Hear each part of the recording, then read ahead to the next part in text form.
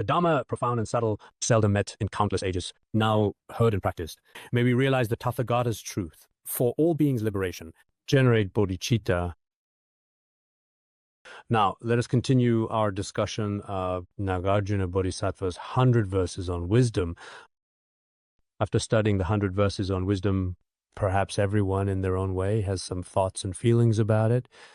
It all seems relatively simple, but in real practice, some of these things we can still, in fact, apply them in our daily lives.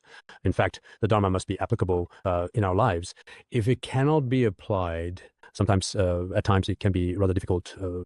This has the 5 great treatises we are studying. If the teacher explains them well, and the listeners also listen well, I believe each of the 5 great treatises should be applicable in this context. If that is not the case, study something else. This includes scriptures we're studying now.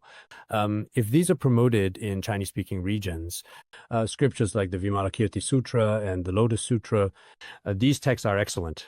I feel when I taught them before, at that time, I really should have been very diligent, prepared thoroughly for the lectures and gave them. It can be said that, in essence, I have basically conveyed the meaning of the Buddhist scriptures. It should be possible in this day and age. Now, these classic, timeless, and enduring principles and ideas to be positively well received and referenced, and people should be able to understand them. But I honestly don't know whether our audience can truly understand and grasp these concepts clearly. So to every Dharma friend here at the Institute, I really hope you guys stay here. Please don't have the mindset of just muddling through. Anyway, after a year, we'll be fine. After winter, it's fine. Don't ever have such thoughts. While you are here, you should gain something from the Dharma, whether in realization or motivation, or at least gain something by listening and thinking. If you gain nothing at all, truly, it really is a bit of a pity. Because in the eyes of Buddhists outside the Institute right now at this very moment, this is an extremely pure and sacred place. It's as if spending one night here would be unforgettable for a lifetime. For them, this is truly a luxury indeed. It's like meeting a certain great master for them in their life. It is something that they profoundly and sincerely long for with great desire. In this lifetime, I have met a great master, such as Khenpo or Talkas in the Institute. Everyone feels I have met him. It's like they met them, like Avalokiteshvara and Manjushri. Coming to the Institute, they see it as though they have visited the pure land of ultimate bliss. But we ourselves don't realize how fortunate we are. It's as if every day for us is just the same, sleeping when it's time to sleep, arguing when it's time to argue, worrying when it's time to worry, suffering when it's time to suffer. In this way, people from outside often feel that those of us living here are extremely fortunate. They see spending half a month or even a week here, even if they must take leave or deceive others to simply using any means to stay for a week as something that leaves them with no regrets for life. They have been to the Institute. I have met these great people in the Institute. I have received one empowerment. This is how much they cherish it. This is something that everyone should be able to infer and without any real difficulty fully comprehend. But as for us, after staying in the Institute for so many days, we feel nothing. And every time I study and contemplate, I don't, as something important to remember, it's actually quite a bit of a pity and regrettable. Sometimes, after spending many years at the Institute, I even feel a bit ashamed. Sometimes I think in the past, relying on spiritual teachers, I really should have truly cherished and treasured every single precious moment. In this regard, over the past few years, my memoirs, various sources, including some personal diaries, have made this point abundantly clear to me as well. And also some of my own introductions. Sometimes when I was teaching and speaking, I would jot some of those things down. At that time, towards His Holiness, or towards the institute, I had deep feeling and faith. This was the reason for it. Otherwise, perhaps everyone, especially in my early years, I was also rather restless and young. And to be honest, I didn't have particularly firm convictions about many things. At that time, it was also quite difficult to accomplish certain things. So I think that every Dharma friend in our institute seems to treat the daily classes as just a habit, just waiting for them to finally, honestly, and literally just so I can really get a good night's sleep right now. Listening to teachings in front of the Dharma teachers is also regarded as pressure. In this way, there really might not be very much at all to gain from this. I don't even know where I started to end up talking about all this. Let me take a sip of water and see if I can remember where I originally started from. I can't recall. Let's just go ahead and start the teaching. It doesn't hurt. Now, I remember Nagarjuna's 100 verses on wisdoms. Although this is a minor in scope treatise, everyone should, without exception, still take it seriously. Truly, it's important. For things that are harmless to oneself, one should do one's utmost to practice them. If one learns nothing at all, how can one become a great minister? Here it says that these things are entirely beneficial to oneself. There is no harm in these things at all. One should wholeheartedly and diligently practice them with sincere effort. If you haven't learned much in a place, if you haven't practiced anything and have learned nothing, in case you can't become a minister in the secular world. Minister is just a substitute term, I suppose, really. In fact, king is actually often referred to as monarch as well. As for minister, it refers to his subordinates or perhaps other staff members or current members as well. These all represent different kinds of people, each with their own unique traits. The point is, in this world, we should always make every possible effort to engage in harmless actions whenever possible. As for harmful things, no matter what kind you encounter, try your best not to do them. Things that are harmful to yourself, things harmful to others. In fact, these are things that a wise person can discern with their wisdom. A foolish person might not really understand at first which things are actually harmful and which are harmless. Even if they do understand because of their ignorance, he doesn't necessarily avoid harmful things. He doesn't necessarily seek harmless things like this. But for us in this world, if you want useful knowledge for yourself in your own life, no learning, no practice, then that would be truly, genuinely, absolutely unfortunate indeed. It's like what is said in the Sutra of Mindfulness of the True Dharma, whether worldly or supramundane matters, all are accomplished through the power of diligence, whether it's things of this world or things that transcend the world. What is actually the source of all these successes? They simply come from our own diligence, things that are beneficial to ourselves and things beneficial to others. If we approach them without relaxing, without slacking off, and without laziness, if we do them earnestly and sincerely and do not give up or lose hope, then there will certainly, definitely be some definite results. We can't say it will be 100%. Some people can achieve anything if they work hard, but that's just a way of saying it, as people often do. To speak truthfully, not everything will succeed, but there is a clear difference between being diligent and not being diligent. The rewards and benefits gained by truly diligent and dedicated people are very substantial and significant, including when at the academy, in terms of hearing, contemplation, and practice. If you truly do your best in every aspect, and if you really can't manage it, you shouldn't become especially discouraged at this particular stage. Just remember, this is temporary. Completely giving up is actually not good either. Sometimes I very often meet some Buddhists who have just started learning about Buddhism, and they often say at the beginning, I'm ashamed, I'm not learning well. Actually, as long as you haven't given up, it's still acceptable for them in general, because in today's world, just being able to survive is already quite an achievement. To be honest, I must say, in recent years, whether it's due to the global pandemic, widespread famine, or devastating war and conflict, all disasters of earth, water, fire, and wind, including various psychological and mental health issues like depression and heart disease. All sorts of illnesses are completely different from before. Many people's mindsets are different from before. People who used to be especially normal and especially capable becoming less courageous. They have no energy, no confidence left. A lot of people have become, in this era, as long as you do some good deeds and don't give up on doing good, if we look at it even from the lowest standard, that should be acceptable. But for those of us living at the Institute, since none of us are actually doing business and don't have any other ways to make money, wholeheartedly for this life and the next life, do some beneficial things, people like this should actually be a bit more diligent, because the standards we set for the Institute, for all these, well, for example, for some places where people are starting to learn, if we set the bar too high for them, but for the Institute, compared to people, the requirements might actually be too low. Ordinary people, for example, such as some schools playing, including some universities in China, which are mainly for fun.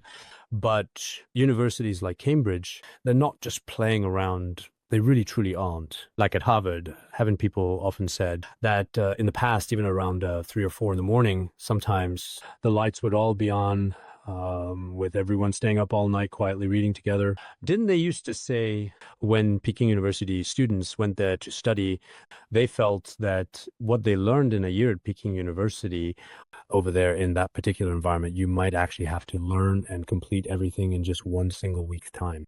At that time, some people who were pursuing their PhDs there was a bridge, and across it was the city of Boston, but they had actually never been there. They were under an immense amount of pressure, feeling as if a heavy burden was constantly weighing on their shoulders. If you don't have that, unlike some other schools where you can graduate smoothly after a while, it's not like that. All the teachers and all the students all have a very strong and intense sense of competition, especially in academic matters. When they talk about things like eating and food, everyone just grabs a little something for themselves, maybe some coffee, or take a few cookies or some other sandwich. This way you can learn by reading.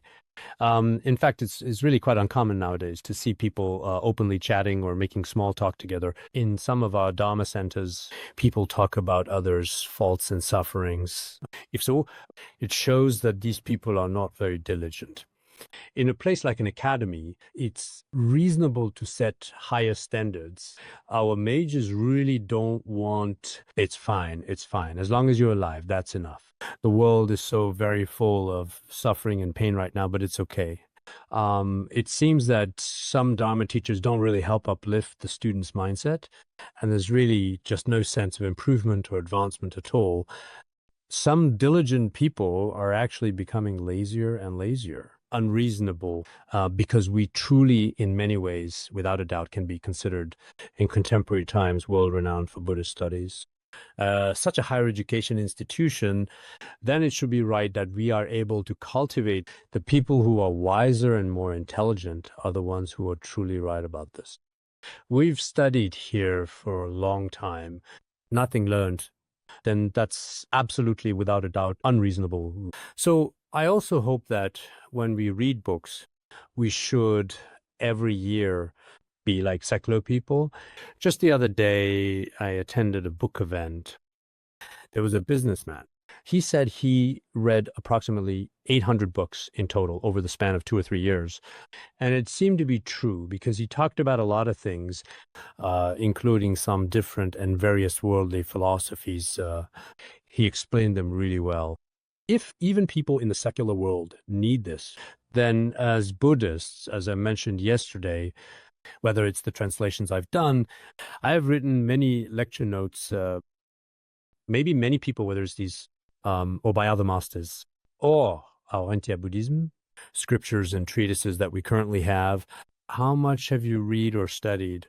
If you haven't done this just from a textbook, it's like being in 5th grade in elementary, barely able to pass exams just on the curriculum, thinking it's acceptable. Far from enough. Same as Buddhist studies. Just relying on the 5 great treatises in the textbook is not enough. In fact, in the past, we also read a lot of books, including now, whether I'm currently preparing lessons during my spare time. I try to read a large number of texts when I have time. I'm reading through both the doctrinal proofs and logical proofs of both Sutrayana and Tantrayana. So I hope that everyone should approach their studies with a positive and open mindset by being curious with the aim of reaching a higher level. That's truly the right way, because environment is different from others. If other places demand this from you, it might be unrealistic. So when it comes to our natural environment and the overall well-being, our expectations are different. We can't generalize. Next, let's talk about any act of destruction is not something ordinary people can do. If a leper approaches a fire, how could that become a cure for him? It says that if something brings no benefit to yourself and brings nothing to others, if these are bad deeds, then as long as you are a normal person, you shouldn't do them. If it's harmful to you and also potentially harmful to other people, then such things shouldn't be done. If you do them, both you and others may end up regretting it. For example, take leprosy as an analogy. When he temporarily relied on fire, it might feel a bit comfortable at first, but is this really the fire really a true remedy for him? Absolutely not, because by relying on fire, his illness keeps getting worse. He might feel a bit more comfortable for the moment, and it may temporarily help to relieve the symptoms and suffering of the disease to some extent. But in reality, this is not, as many people might think, a long-term solution. So we humans are the same way. If you do a bad deed for the moment, maybe you feel comfortable inside. For the time being, at the moment, you have just a little bit of a feeling, a gentle sense, thinking that maybe this is a bit better. But in reality, this kind of behavior is very unreasonable. If you act like this, you might end up harming others and then harming yourself. In our ordinary world, there's also a saying that lifting a heavy rock only to drop it on your own foot. Indeed, sometimes that's exactly how it is. A few years ago, among some of the staff members here, there were those jealous or for various other personal reasons and motives, then started reporting others. In the end, all those who were reported were properly dealt with, ensuring fairness. They have all gone in, every single one of them has entered. Later, whistleblowers couldn't escape responsibility either. When sentences handed down, he got the longest time in the competition. Originally, they wanted to harm others and thought they would be spared, but whether it's such malicious intent or such wicked thoughts, in the end, it only destroyed themselves. Actually, in this world, many principles are like this. If you engage in such malicious behavior and harbor such evil thoughts, the consequences you bring upon yourself are indeed quite bad. Didn't the sketches by the little window say this before? Because that's something that almost everyone has often studied before, like being indifferent to coming or going, flowers blooming and falling, and so on. How does it put it? A kind thought and spirits follow. A single evil thought and fierce ghosts will follow. If we happen to give rise to even just a single compassionate thought, if any thought of goodness arises, then these auspicious deities will accompany you, never leaving your side, just like that. But if you give rise to an evil thought, then fierce ghosts and evil spirits will come to help you. At this time, if you end up staying and dwelling together with these evil spirits, malicious ghosts, and harmful demons, you yourself, in the end, won't have a particularly good outcome either. If you are a normal person, you should truly rely on wisdom to observe, because many people nowadays feel jealousy and envy, including people around certain teachers. They have also become perhaps, well, what can we say? It's like a small scale palace intrigue where subtle maneuvering, secret alliances, and quiet power starting to report on each other gradually, or harming each other in all sorts of different ways, in both big and small ways. This kind of phenomenon really does exist. Maybe when they are angry and agitated, for example, they don't realize it or can't help it. But people around them can often see it quite clearly from their facial expressions, from their behavior.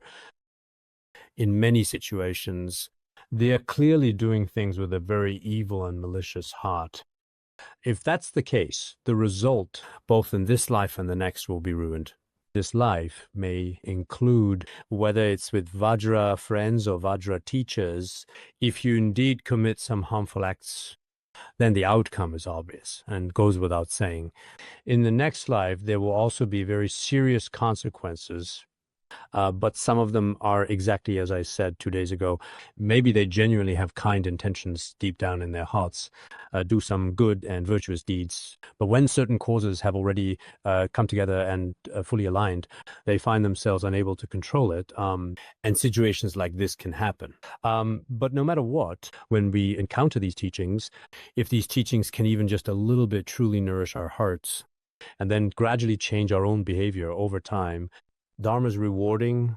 If you clearly understand these teachings, but still knowingly violate them, the negative karma is even more severe. When we talk about the precepts, unintentional versus intentional wrongdoing, there is still a very significant distinction, same in secular world. For example, regarding murder, intentional homicide, commits murder, the crime is extremely serious, as a matter of fact, and can even be punishable by death. In the case of intentional homicide or deliberate murder, this kind of crime is extremely serious. So I think that after we have studied these teachings, may we rely on the blessings of Nagarjuna Bodhisattva and depend on his power of wisdom so that each of us may gain a portion of wisdom. Maybe before we didn't understand, but you thought you understood. But sometimes, in fact, we really did not understand. That's why we made many mistakes. But now that we understand, and with this knowledge in mind, we can see that it is actually really very good to correct ourselves in this way. This 100 verses of wisdoms should be quite practical for many people's real lives. It still has a certain degree of usefulness, particularly when considered in practical situations. Even today, it remains quite relevant and vivid. I think its pertinence is, in my opinion, also quite remarkably strong. For each of us ordinary people, the faults and mistakes in our mental continuum, every single issue, detail, and aspect that needed to be addressed is carefully identified, clearly pointed out, and then thoroughly exposed for everyone to see and understand, ensuring that in this way it is also very beneficial. Next, let's talk about what can ensure that in this life and the next we do not experience various kinds of suffering. Such things should be practiced long.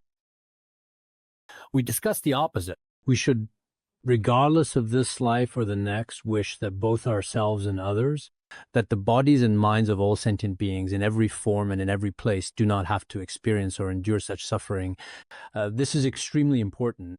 Everyone is very deeply concerned about this at the moment. Anyone with true wisdom will consider this very important.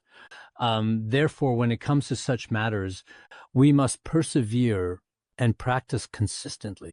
We must not be indifferent or take this matter lightly. We simply cannot act this way.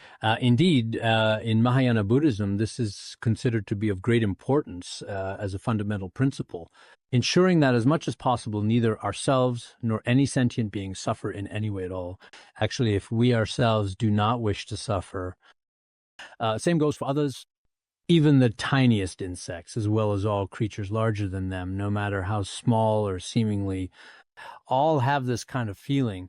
So when it comes to the happiness of both ourselves and others in our daily lives, each and every day, truly, genuinely, everyone should really take this matter quite seriously indeed.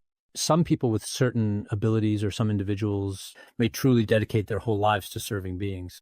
For example, just take a simple lamp, for instance. This lamp burns itself out completely in order to dispel all darkness. You could put it that way, its existence is devoted to purpose. Although we may not necessarily achieve bodhisattva-like deeds, at least, as mentioned earlier, we must not harm other sentient beings and avoid causing any harm, whether directly or indirectly, causing great pain and suffering to others. If we have caused suffering, then we should truly do our best to repent. And then our own behavior patterns too, whether directly or indirectly, should benefit sentient beings. Only in this way can we truly be a benefit. I think this has been mentioned before as well. During that particular period in history, both King Virudaka and his brother held the royal title of princes, sharing the same.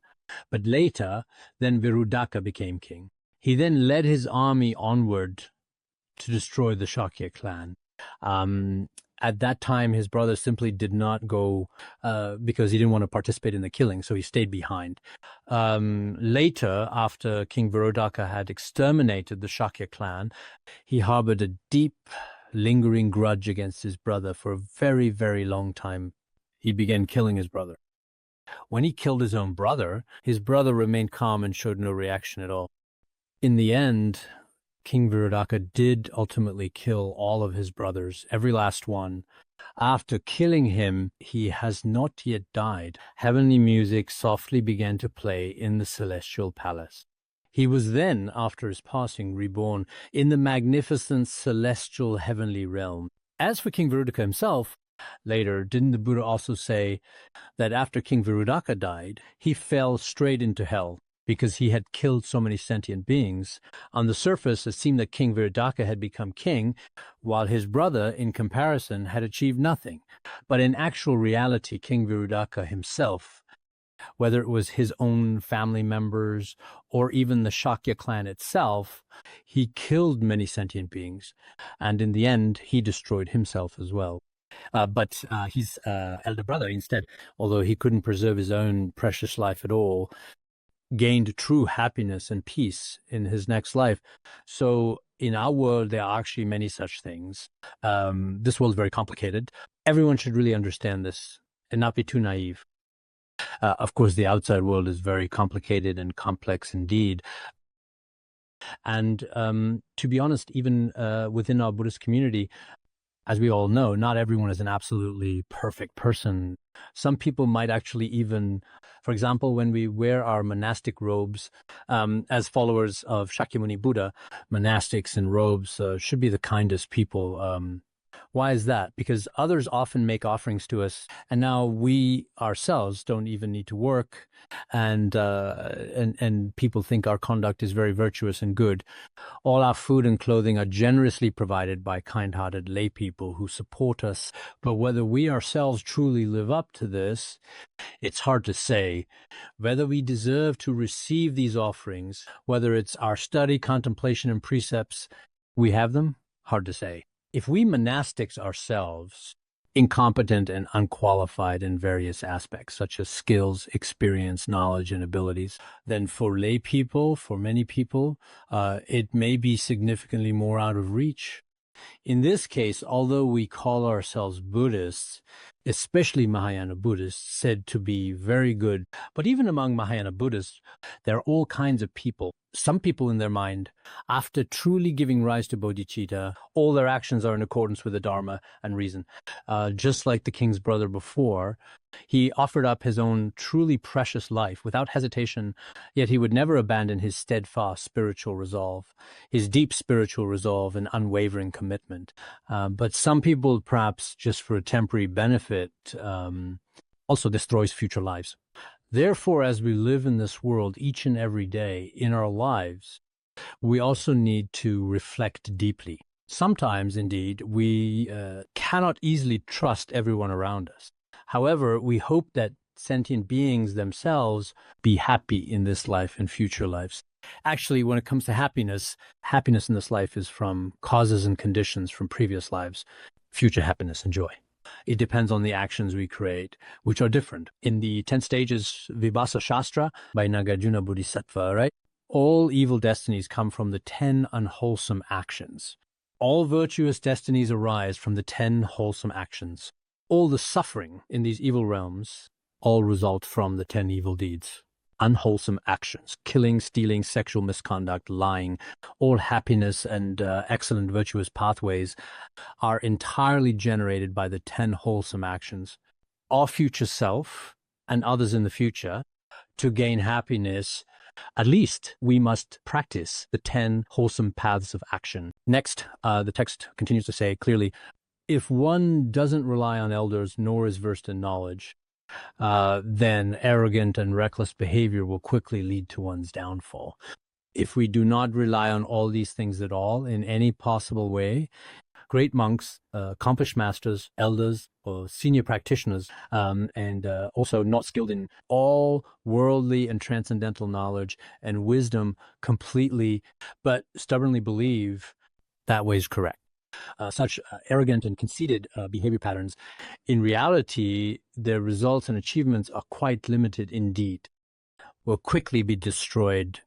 This kind of phenomenon is actually quite common nowadays. Some people think very highly of themselves, but their own wisdom is also limited and not very comprehensive at all. Therefore, we should first rely on some teachers, elders who have experience and learn spiritual friends. This is very important. Next, you need to do your part. Relying on others, not enough. I'm a disciple of my teacher isn't enough. You yourself should acquire the knowledge of these teachers and receive their lineage. In this way, if your predecessors, these great masters and patriarchs, were truly excellent, your conduct will not become arrogant.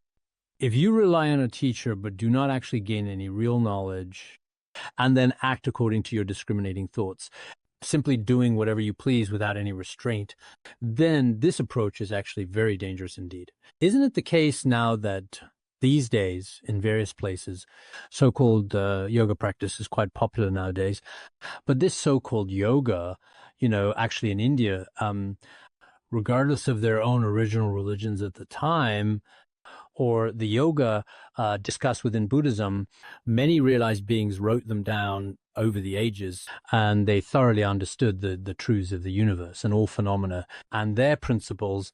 The wind channel and bright point in the human body, all of these can be brought into alignment. The meaning of yoga is precisely alignment or union. But nowadays, many people actually have no such foundation at all. Example, Westerners, they invent their own practices based on Western models. As for Eastern people, Easterners also start to create their own versions based on their own cultures. So some scholars believe and think that if you practice yoga regularly, it can be very good exercise. And you can train your body. This is all fine. Try meditative visualization, especially visualizing winds and channels. You don't have a specific teacher. Without transmission from a master, just reading some books on your own is actually very dangerous. You could very easily end up going completely mad. It could cause disorder in your winds, channels, and essences, and you might even develop mental illness. This really does happen. Back in the 1980s, when many people first started using the name of Tibetan Buddhism, compose about winds and channels, but many descriptions are completely fabricated and nonsensical. In the end, many people went mad as a result and developed mental instability, things like that, So if we want to study these things, we must first have a reliable source. Which tantra is it from? Which treatise is it found? Which qualified teacher taught it? It's not just that someone becomes a little famous and then writes things based on their own conceptual ideas without any basis whatsoever. In fact, such a person has no real understanding of the inner and outer esoteric teachings, including the functioning of earth, water, fire, wind, and the five aggregates. If you don't understand how these operate and you practice like this, for example, when wind enters the central channel, if you have entered properly, all conceptual thoughts dissolve into the Dharmadhatu of the central channel, merging with profound secret wisdom. As one, you can directly realize omniscient wisdom or wisdom of all aspects. But if you don't do it properly, and this discriminative dynamic wind slowly enters into the channels, it can lead to madness. There is such a risk. That's why we must rely on an absolutely qualified teacher, someone who has the necessary experience and expertise. This is indeed extremely important. Haven't we often said this? Even to learn how to drive a car, you need an instructor to teach you. If you lack instruction and act arrogantly on your own, the outcome won't be good. Driving a car should be quite simple. If you're smart and have a manual, you could drive yourself, but there is a big difference between having a teacher and not having one. So in Buddhism as well, Sutra of the Supreme King of Transcendent Wisdom, with wisdom without a teacher, one cannot see the Dharma. This is important. All should remember. Even if you have some wisdom yourself, without guidance of a spiritual teacher, you really may not, in fact, be able to see the true nature of the Dharma. This includes Dzogchen and many other teachings. If you look at them, it seems there's nothing special. Didn't we mention before that some Western university professors and scholars say there's nothing secret about these things? And if you read them yourself, they're basically all the same. Indeed, for someone without experience, this is text, that's also text, and they're the same. Our medicine is like this too. For someone without experience, the formulas all seem to be just this herb or that herb. All sorts of various plant essences are just piled together. It really doesn't seem like much. But in reality, the laws of all things are not as simple as you might imagine. So in this world, it's essential to have a good teacher and lineage. That's why we hope, whether reciting sutras or chanting liturgies in the future, or giving teachings and explanations, we should avoid changing things because time passes, change. If you want, even our recitations are part of a lineage. Transmitting Bodhisattva precepts follows a lineage. You shouldn't just make something up yourself or add something here and there. It's completely incoherent and mismatched. Many things all piled together. If you rely on imagination, it's not a true transmission from a teacher. Even if you're transmitting the refuge precepts or the lay precepts or explaining the preliminary practices to others, you should see how our previous teachers taught it. Teach everyone the same way. Then I will give you a tutorial. Then others will see that you are a traditional person and that you still have a lineage. Many doctors are like this too. My senior doctors would do things this way, and this is their method. If I go further and lack key instructions, I definitely wouldn't dare to add things on my own at will. It's the same with the Dharma. In the future, we should try our best not to change many traditions. Even if changes are necessary, we must be very careful and cautious. Otherwise, after changes, perhaps the very soul of it, the essence that truly defines it, will be lost. If the soul is gone, then the outward form might not succeed. What you think now, excessive greed for savings, can turn your wealth into someone else's benefit. Bees work hard to gather honey, but the honey ends up used by others. In our world, some people are excessively greedy. They relentlessly accumulate a great deal of wealth at any cost, but they use very little of it themselves.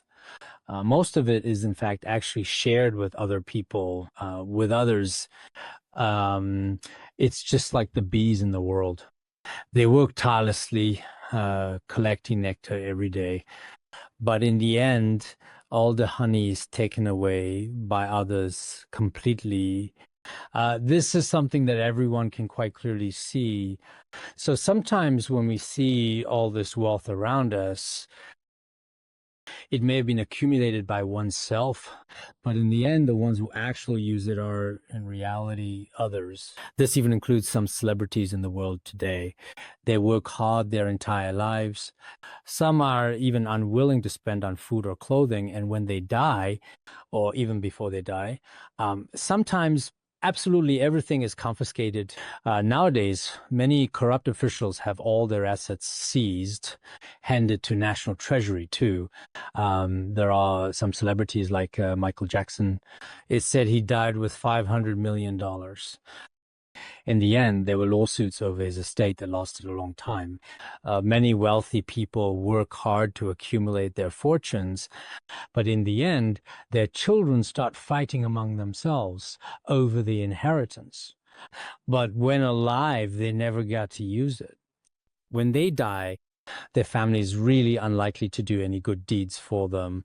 For example, among Tibetans, except for a very few who don't show gratitude, when someone in the family dies, at the very least, their share will be used for good deeds. For instance, if my family has 100 yaks, 10 people in the family, person die, at least 10 yaks will be dedicated for reciting prayers for them, or for making statues or printing prayer flags for them.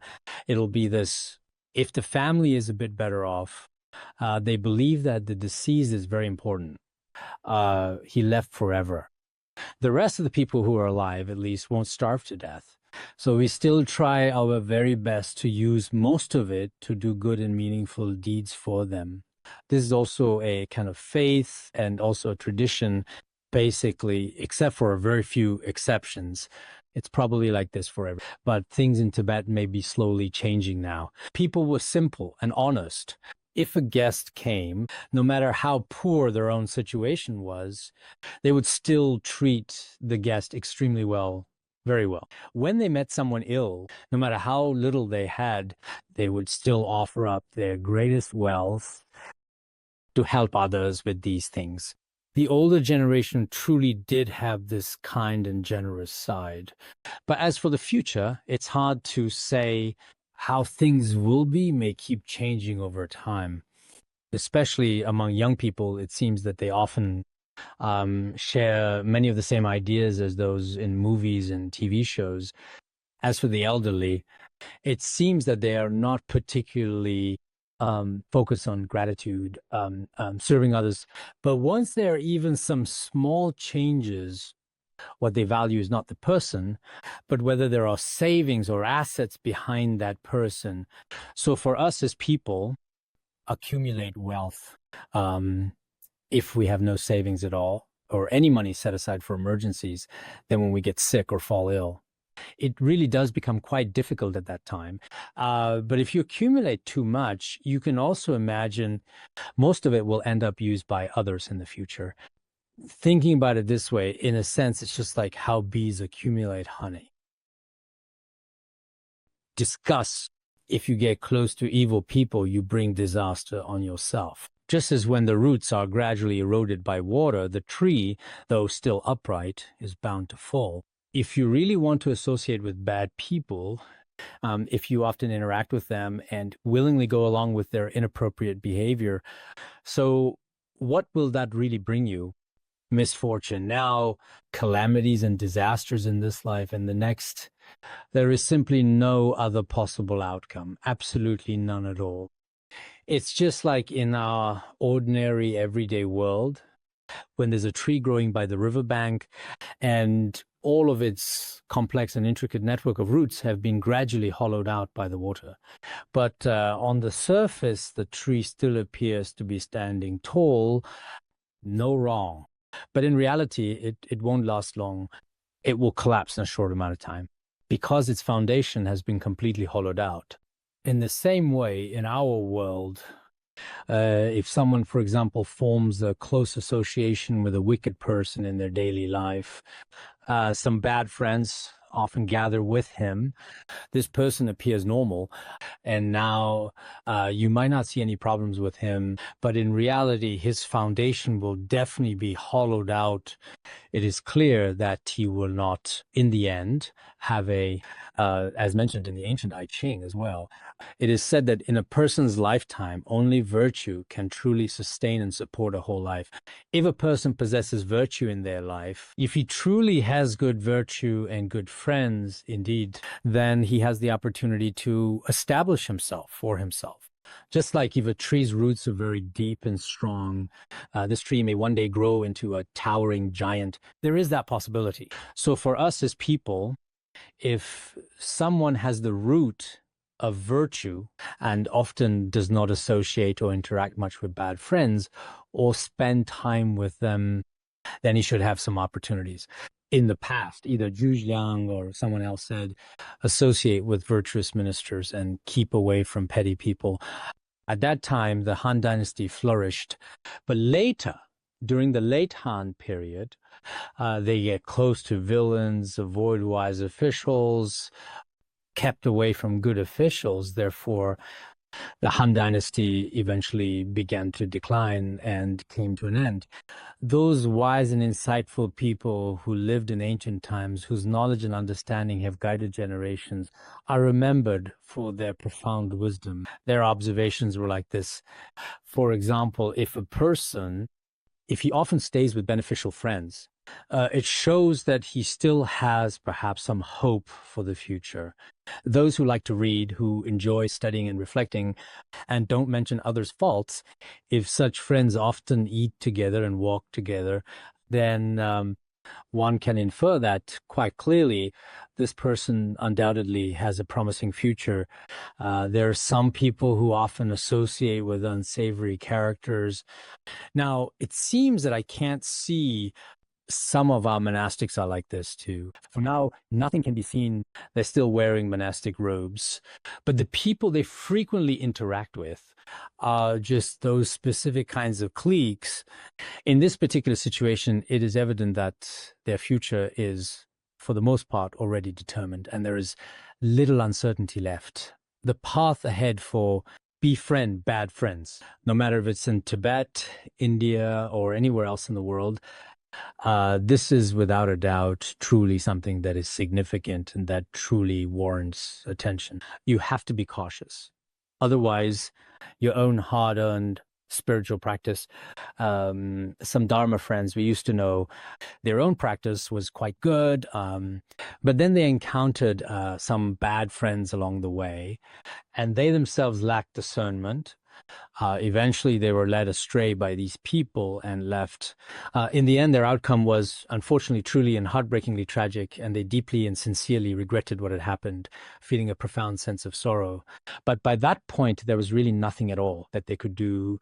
Sometimes when a person has their own good fortune and should be relatively happy, they should pray to the three jewels and always be mindful to protect themselves. If we are unable to benefit others at this time, protect ourselves. Otherwise, if we originally intended to benefit others, but our own foundational base is unfortunately still not quite mature enough yet, not only can we not help him achieve enlightenment, but we end up influenced by them. I often used examples from the Mahaprajnaparamita Shastra. If you pour water onto ice in winter, it was a basin of boiling. It was steaming hot on its own. But when you pour it onto a large block of ice, it ends up freezing itself as well. It can't melt the other side. Instead, I was already completely sucked in by it. This situation is serious. If we rely on great refuge, weak becomes strong. With Mount Sumeru, even a bird can turn golden. If we rely on a trustworthy, reliable place of refuge, then even the weakest and most fragile individual person, he can also become strong if he works hard enough. Just like there is a saying in our world, Mount Sumeru has different colors, and the birds that live near the Golden Mount Sumeru all gradually turn golden in color. Some say that Mount Sumeru is just another name for the Golden Mountain. For example, the birds on the Golden Mountain all have wings that turn golden yellow. Birds on the Silver Mountain all have delicate shimmering wings that turn silvery white and almost translucent. This is a kind of legend, you could say, in a way. But in reality, whoever we rely on, we ourselves will become like them. Doesn't the Sakya aphorism say, if an inferior person truly relies on a noble one, he will develop noble conduct. If a bad person relies on a noble person, then gradually, just like a piece of rotten wood, thrown into the dense forests of the Himalayas, over time, that rotten wood will also begin to emit a wonderfully fragrant, delightfully pleasant aroma. It's the same someone who is particularly bad. If he serves as an attendant to a very good teacher, then after some time, gradually over time, through subtle influence and constant exposure and repetition, he will also in turn acquire some of those virtues himself. It is very important for us to rely on someone strong as well. A weak person can also become strong if one relies on a wise person. In that way, even a foolish person can become wise. If we rely on someone who is especially intelligent, then someone who's confused can also become clear-minded. So for us, ordinary people, until we reach the first stage of bodhisattvahood, we are still influenced by our environment. It will simply turn with the people around you. That is why the great masters of the past placed importance on relying on and valued living in quiet places. Because when we first begin, our faith is not yet fully developed. At that time, external distractions have a strong impact on you. So first, go to a quiet place and rely on a spiritual teacher. After staying there some time, gradually you become stable. And once you are stable, it's like when a child is just born, the top area of their head is still soft, but after a while, it gradually hardens. Then, if you face more, there's no need to be afraid. In the same way, especially for beginners like us, perhaps this master is good, that teacher is good, this Dharma friend is good, that Dharma friend is good. But in reality, he himself has no firm stance at all. So I often think, wow, we are truly fortunate in this regard to have encountered a good spiritual teacher right from the beginning. If we met some non-Buddhist teachers, then or grown up in a particularly negative family environment, it would probably be very difficult to change those ingrained habits after growing up. Many of us, when this affinity exists, everyone should make an effort to develop and nurture positive habits themselves in their daily lives and continue to do so on a regular basis. This is very important. Next, it goes on to say, a kind, honest heart, not seeking others' faults. With the fruits of spiritual practice, even heavenly friends rejoice. This is also about good friends. So in the 100 verses of wisdom, it says, relying on good friends is actually a form of wisdom, because people are, as a matter of fact, quite often and indeed very easily influenced by others, as we all know. After all, what is a good friend? Someone kind-hearted, without deceit, and especially willing to benefit others, and who also rarely speaks of others' faults to others. Others' faults is also a very big problem. Some people, even when just having a meal, it's not possible here. The people around me can't do it. Listing a whole bunch of faults, when some people start talking about faults, he didn't care at all and didn't follow him. Discussing virtues, yes. This is a kind of spiritual accomplishment, a kind of virtue. Points. One is kind, honest. Another is not seeking others' faults. And having the fruits, it seems spiritual practice is fairly easy. For people who genuinely possess these virtues in their lives on a daily basis, not to mention that we humans are very supportive of such people, because everyone simply likes people like this. After spending some time with this person, you'll soon find that they're truly, genuinely, and absolutely wonderful. And it's not just people, just as we mentioned earlier. Even celestial beings often protect kind-hearted people. Among heavenly beings, there are the 4 heavenly kings and Indra, as well as gods of war, guardian deities, and gods of fortune. Celestial deities offer their protection, in fact, the protection of celestial beings. Indeed, as mentioned in the treatise on the modes of being, if a person is protected by celestial deities, then they possess the power of thousands upon thousands of people. They truly have this kind of ability. So perhaps we ourselves can also become such a person. All of this is not something to boast about to others or to seek something from others. Instead, we should look at ourselves to see if we possess these qualities. When I interact with others in other people's eyes, am I bad or good?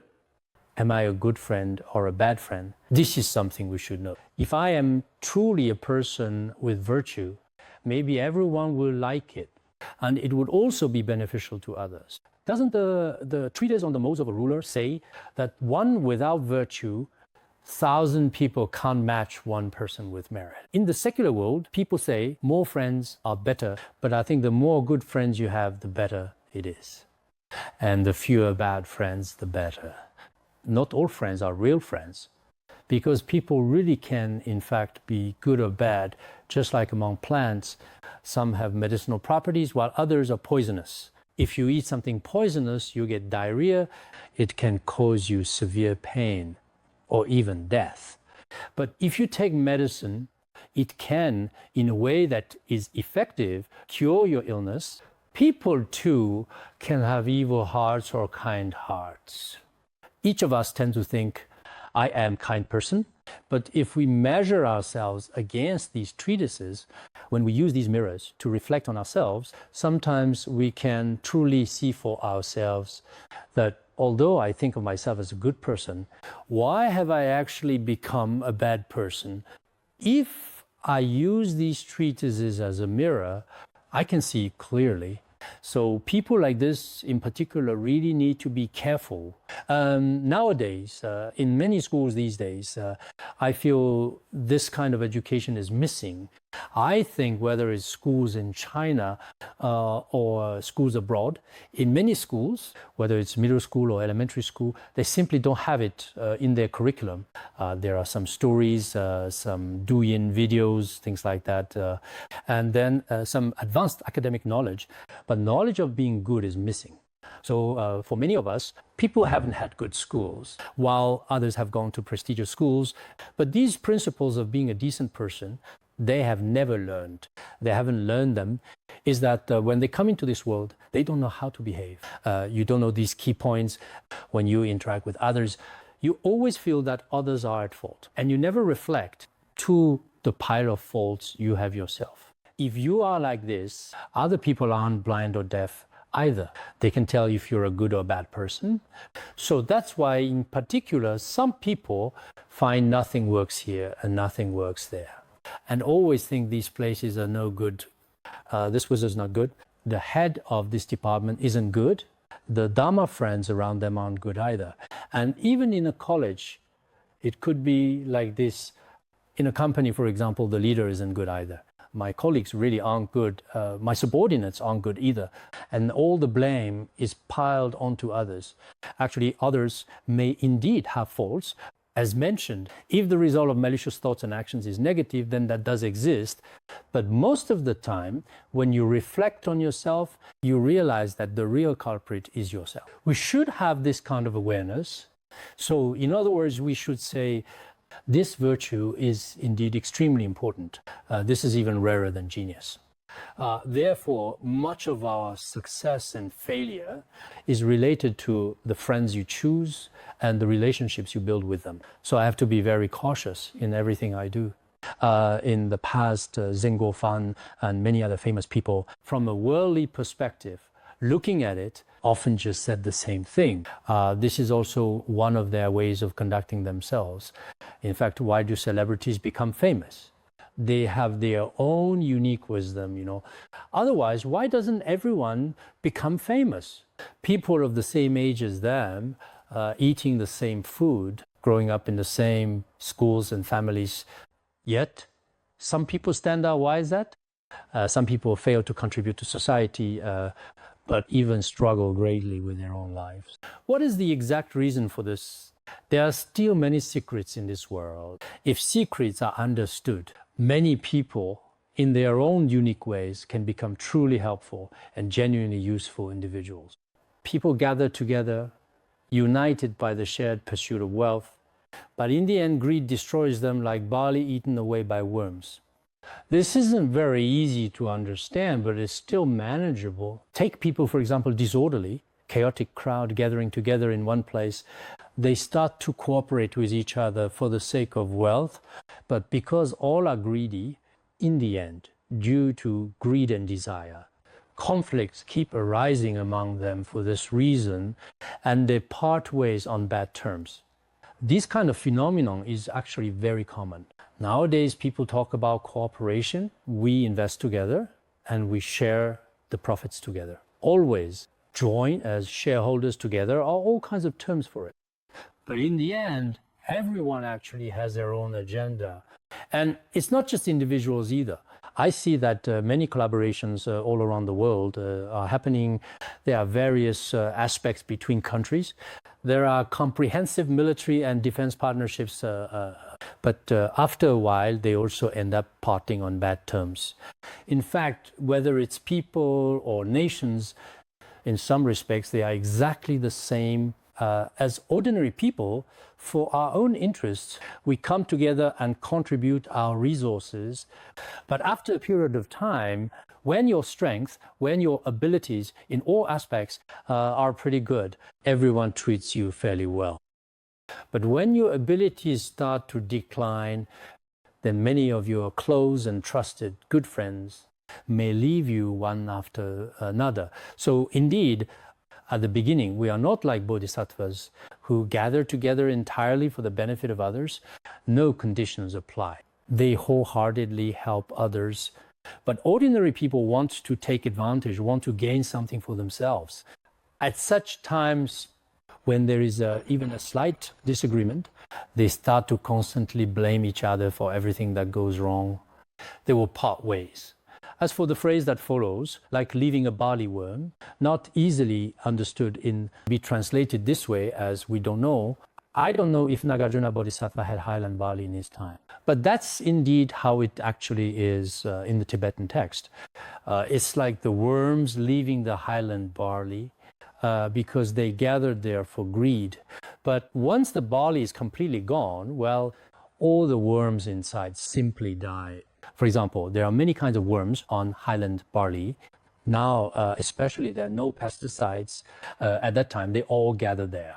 But once the barley is removed, or after they finish eating the barley, they each die as well in the end. Isn't that right? Because among several Tibetan versions, it's the same way, just the same way.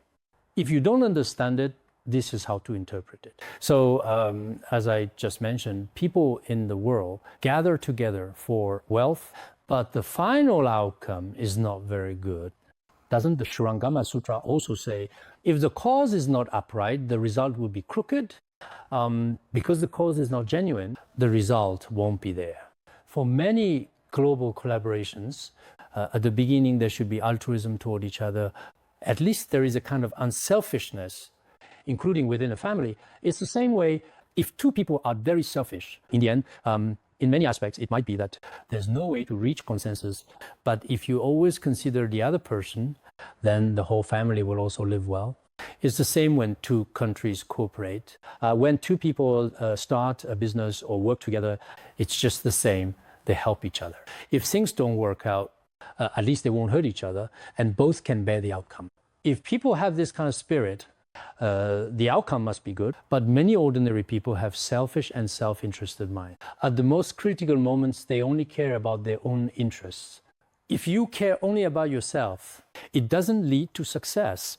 Now, the last point I want to highlight today's verse, those who don't get the meaning, evil people form alliances. Even if they succeed, they will ultimately be destroyed, like insects trapped in a web. Those who don't understand reality or know what to, at this particular point, they all slowly begin to join hands together and gradually form alliances with one another. For example, there are some individuals in the business world who quite often tend to behave like this as well, quite frequently. They also lack the ability to observe things in the long term. For the time being, everyone in the group gathers together as a single unit, acting as one, staying united and working in harmony. Even if they achieve a little bit of success, it won't last very long. In the end, it will still end in failure. It's like some greedy insects in the world who tragically all end up losing their lives in the web in the end. So sometimes when you look at alliances in the world, at this point in time, the situation has changed and it is no longer just about Russia and North Korea as it was before. The focus has shifted away. Kim, something that's not actually mentioned his full name here, just to be considerate. The two of them have both started just a few days ago. They talked for 6 hours. I watched curiously because for more than 70 years, North Korea has never formed alliances, but this time it really does seem to be the case. I don't know, but according to a lot of news reports, both sides have their own interests of their own. Russia needs weapons and manpower. So this time, invited him to come over. And North Korea also needs some missiles, including some positioning systems and satellites. Both sides are forming alliances and gathering together for their own interests. They initially discussed for 6 hours, and with not a single reporter present, they had private discussions for ages. But in reality, no matter who it is or which country it is, it's understandable, as you might expect, these leaders, they're trying to secure benefits for their own country and their own people. But sometimes the harsh reality leaves them with no choice. If you don't have weapons, others will bully you. But simply having weapons is also a dangerous thing. So sometimes when we see the various relationships that exist between people in the world, maybe for us Buddhists, this is a good opportunity for practice. Nowadays, all kinds of countries in the world are acting self-interest. In the end, they don't know, things have gotten chaotic. It seems like they just don't really know what to do anymore, honestly. How to bring benefits to our country and our people. But it seems that the overall direction is not really very ideal at all, because every country has some lethal weapons. These lethal weapons are also extremely frightening, including the recent fighting between Russia and Ukraine, which has been unfolding as an ongoing conflict in recent years, escalating more and more. That man, known as Fat Kim, reportedly spoke directly to President Putin, delivering his message, "I truly believe in your holy war, and I am sure you will achieve great accomplishments." It seems like the choice of words sounds very positive, achieving great and remarkable accomplishments in a holy war. But if it were someone else referring to the other side, they might not use such words. So sometimes people in the world really have a kind of, how should I put it? It's hard to explain. Mahayana teachings are good, but who is willing to accept them? Time like this, do you think you can really develop and cultivate bodhicitta? If I told Putin, you should sincerely recite Avalokiteshvara's mantra and cultivate bodhicitta, it would be impossible for others as well. As for Zelensky, he has no way either. He wears his uniform every single day with care and attention to detail, and day and night he's thinking about how to kill the other side. In fact, after a war, many sentient beings, truly the beings around the battlefield, all reach lower realm. Even if you weren't killed, falling into lower realms, next life is still pitiable. We silently pray as well, hoping for an early end to wars and chaos in the world, so that everyone can freely share the resources of the earth, which are more than sufficient. But people are extremely foolish. They end up destroying their own home themselves. This is a kind of human tragedy. All right, we'll stop here for today.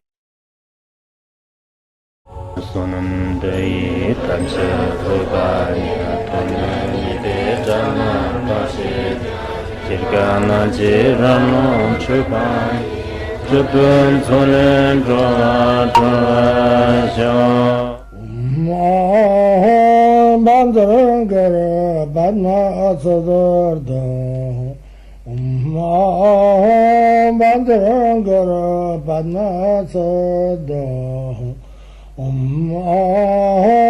Bandarangara badna asadarda